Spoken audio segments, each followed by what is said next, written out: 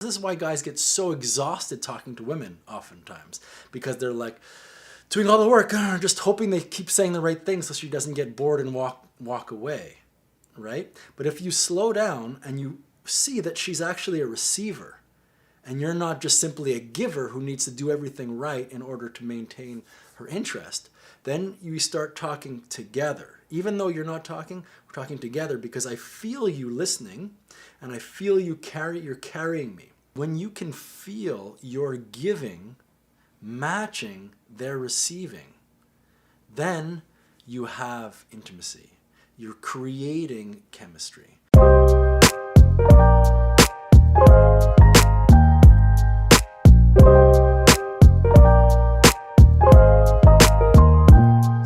Yo, so I'm at this beautiful home, this beautiful cabin in Vermont, editing Travel Bum. And I have something for you today. It's it's a question from a student that caught me, as you'll see, a little bit off guard. An impromptu question. And it has to do with oral sex. But what you're really going to see is the 4 dimensions of intimacy or arousal. And on a later date, I'll go into these in much more detail. But for now, the basic essence of them is that first you have sensation, right? So the actual sensation experience in the body, in the physicality of the body. So whatever dopamine, serotonin levels that are manifest, and whatever changes are happening physically in the kinesthetic of the body. Then, so that's, you're getting jerked off, it feels good. That's what's going on. It's happening to you, it feels good, that's what's going on. But then there's obviously the psychological component. So you're touching her. If she's not ready to receive you, then naturally she's not going to be aroused. The chemical, neurological aspects will not be manifest if she's not in a position psychologically to receive you.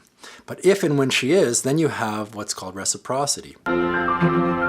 Your arousal's happening almost instantaneously when you get aroused because you see she's aroused. And the objectification level, what's going on is that you're treating the other person with a clear intent. I want to do this to you. I want you to feel this. You're not waiting for anything. We're always flirting with these, the feedback, the objectification, and the sensation. Okay? Then the 4th dimension is what's called unity. And this is where there's no sense of doership, no sense of me doing this to you. Okay? This is where there's this coming from here with intention to cause this impact. That's objectification. When everything's happening so subtly and the mind quiets down enough so that you're not just doubting, did she like that? Should I do more? When should I touch her? And you yourself are really able just to lay back, so to say, and let what's happening happen so that you feel good. Okay, this is sort of the mechanics of unity, but the reality of unity is a much more dynamic and beautiful thing. So as you're listening to this interview or this question from a student, I'm going to be meandering through all of the different dimensions and see if you can tell where we are at what point. We can answer very quickly. It's a very quick question. Yeah. About girls eating cum. Yes. Is that like a rarity, or is it like every girl, or? Oh. Yeah, it depends. It varies. Okay. Yeah, a lot love it. Yeah. A lot don't. Okay. I don't think that that's a defining factor in the sexual depth or dimension of anything really. I mean, you could possibly draw a correlation to the girl that wants to consume it and aspects of her passion or depth of passion, maybe.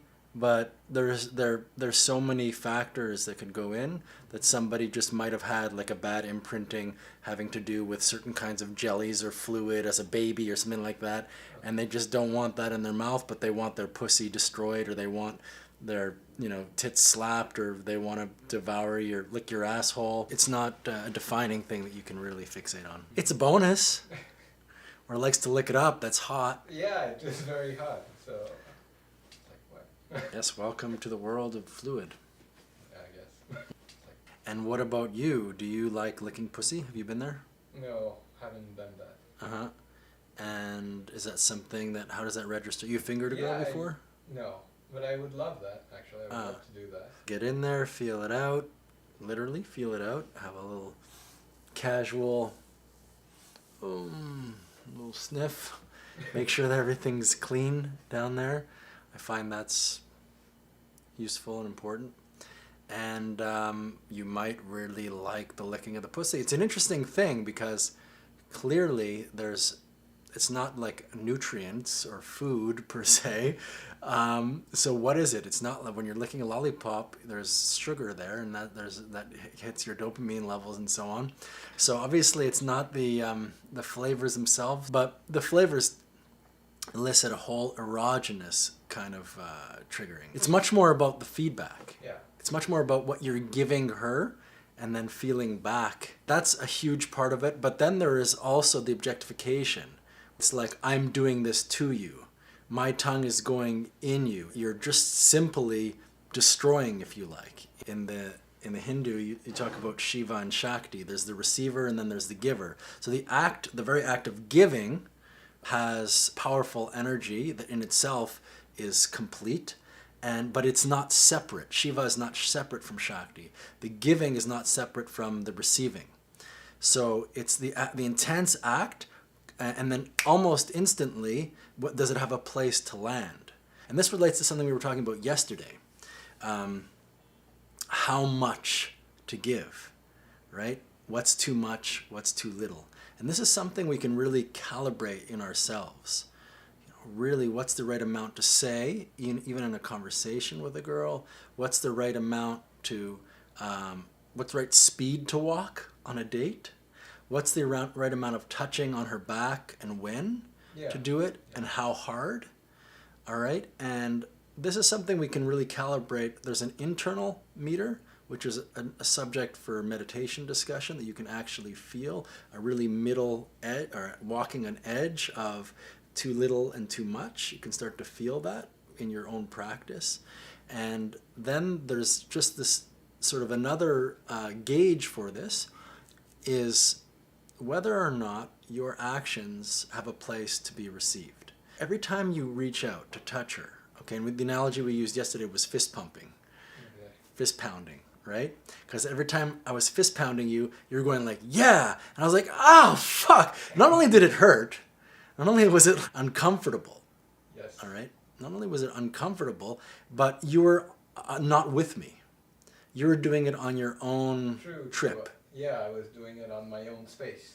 Your own space, and probably with some idea that wasn't without me. You were with me in this way. You wanted to do the right fist pump. You wanted to do either the cool fist pump or the one that you thought you were told or believed to be the right intensity. And like, okay, so you saw fist pumping, it's like this. And you see there's a fist and you associate that maybe with some kind of aggression or intensity.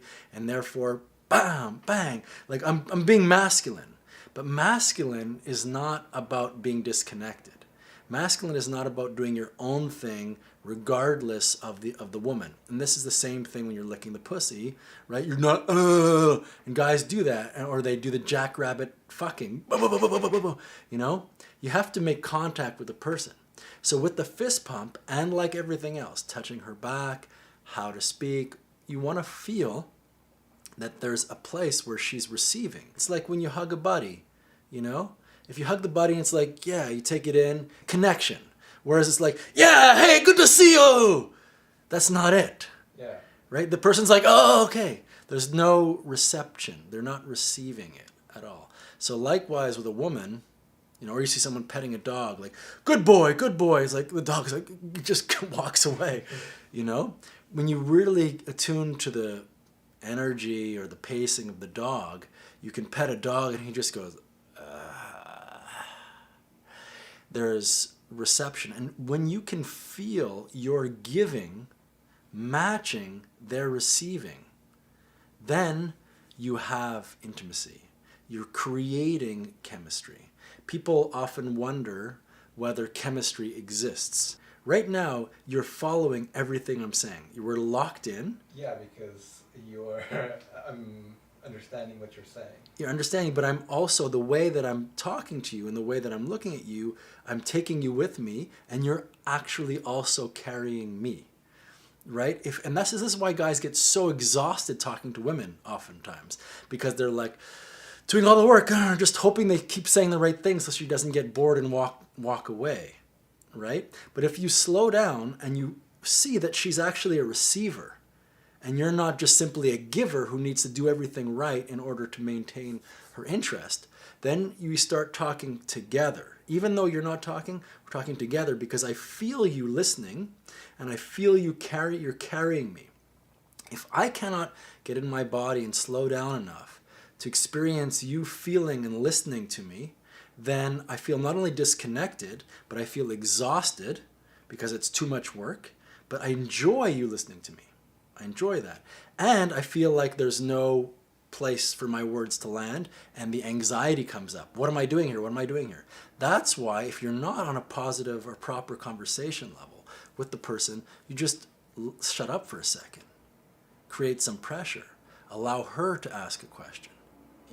See, for example, do you understand what I'm saying? Do you understand what I'm saying? Yes, but I understand completely. It's not about the words, it's more about the energy. Yeah, and you can create that, is what I'm saying. So actually, when I said, do you understand what I'm saying, I was only using that as a device. To pause, to let you talk, and also to put a challenge on you. Yeah. Yes. So that instead of me just asking blah, blah, blah, blah, or telling blah, blah, blah, I paused and I invited you in to participate. I put it on you. I'm asking you to do some work in order so that she knows, the woman knows, you in this case, knows that I'm someone of value, someone of choice, someone of preference. And now can you match me on my level of discerning or understanding of the world or this topic? Can you match me? Are you discerning as well? And if she's up for the challenge, she's going to immediately respond. If she's just not there and like, I have no idea what you're saying, then I would have seen that a long, long time ago. And if I didn't see that a long, long time ago, then I was doing the wrong thing. A mismatch. I was going too hard. Yeah. So, fist pump. Fist pump. You can really feel it. It's just the right amount. And for guys to learn to talk from their legs, to talk from their pelvis, right? To talk from their lower body instead of learning or thinking that they have to talk from the whole control, the whole doer, the whole making an impact in this way is missing it. And this is actually a really useful point for guys who learn this 5-principle system of awareness, intent, emotional impact, pressure and release, and pulling the trigger. A lot of the time they think that, okay, I have to do the pressure. I have to do the emotional impact. And this becomes another obligation at the head level of causing an effect on the other person. All right? But this is not going to be fist pump. I'm not doing a conversation. I'm not doing emotional impact. Yes, you're being there. And then when there's something right, no! Exactly. Yes, but why didn't you lick her ass? Right? I'm giving intent, I'm giving emotional, but it's coming from my whole body, my whole being, and it's coming from a place of really being in contact with you, not separate from you feeling I have to do something, but because I'm with you in the conversation and I'm moved by something and immediately saying something. In the third dimension of objectification, it can be very clearly the masculine intent needing to come alive, right? It's very clearly sexually polar, sexually dynamic. In the level of unity, none of that's going on at all. In fact, unity completely absorbs the sexual polarity, and it even absorbs the reciprocity. Okay? There's no directionality to it at all. Even though all those things are going on, they're not going on for anybody. There's just sensation. So the fourth dimension resolves completely into sensation. A sensation that belongs to nobody, that's coming from nowhere, that's going to nowhere. This is advanced, but sensation is happening in space. And this is what happens when we forget ourselves and we get lost in the moment, as we say. We get into flow, as people like to use that expression. But how deep can the flow go? How far down the rabbit hole can you go? And so what I'm saying now is that we don't take this responsibility up at the head level. It happens by way of feeling really connected with the other person as we are right now, looking at each other. You're holding me up and I'm holding you up in the conversation at the same time. And it happens spontaneously by virtue of the fact that I have all my attention in my lower body. I know that to somebody at first glance doesn't mean anything or make sense. But actually, if you ask me, where am I? I'm down here. I'm down here. Myself is down here, and everything here is open, and we're just talking. So there's no ego, and whatever you say, I immediately hear and respond without feeling resistance or control. And whatever I need to say just flows out with intent, emotional impact, and I know how to attune, calibrate the pressure, because I'm not caught up in a false kind of dynamic of force. It's not force, it's very loose. So this is the real key important thing for guys to learn when they're learning about emotional impact and pressure, is that this is not a linear thing. It's not an action thing. There are moments where it's like, yes, and sometimes some instructors will teach how to be like intent, or they'll teach how to be like, okay, now it's really a good time to put your hand on her back because you're not doing anything. But the thing is, why aren't you doing anything? It's that guys are busy saying that they shouldn't do anything. I shouldn't, because they're actually so far up in their heads. They're not doing isn't of the legs. They're not doing is of the head. Yeah, I understand. And I can relate to that basically. When we talked this morning, we talked about fear. And fear is in the head. I see fear as being in my head. When things go well, I'm not in my head. Not even in the lower back. I feel like I'm the space. I feel like I'm like a bubble around me. Oneness is simply forgetting yourself as separate. All right? It feels like I'm talking to you. What should I do? Did I make an impact on her? Right? So there's me, what should I do? And then there's you, and those are two things. And when you have two things, you have conflict, the potential for conflict. But when you drop everything down, you just have open space. There's no two things. There's just smiling, listening, feeling, hearing, and it doesn't have the sense of separation that becomes so paralyzing and like a wall between two people. And so this is why when you're looking at somebody, okay, and you're just getting it just right, the right amount of giving and the right amount of receiving, then the whole thing holds itself up. My talking is your listening. Your listening is my support, right? Your talking back is my listening, and my listening is your support. And together we feel together, and it's quite beautiful. But getting to this point, which is already there as it is right now, just by doing nothing. Getting to this point requires that you stop trying so much. The only problem is you cannot tell yourself to let go. You have to let something else do the work. So getting into the body, first into the body instead of in the front, so concentrated on what she's saying and everything like that, right? Getting into the body, into the core of the body, and out of the front so that you're possessing yourself. You're owning yourself, feeling your body, and then settling. So it's back and down. And then you just see, it's like you take a step back.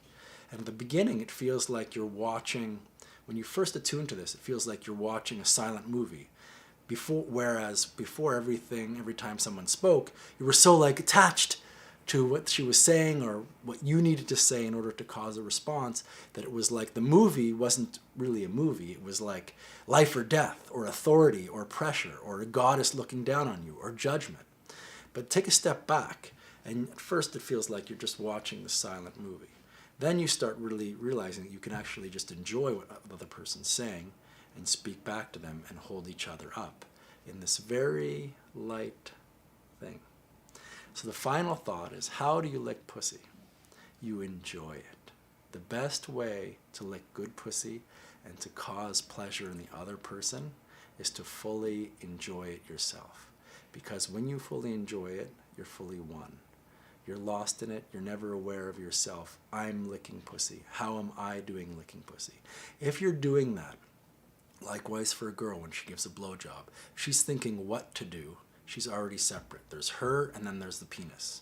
And then there's the idea of what he's thinking.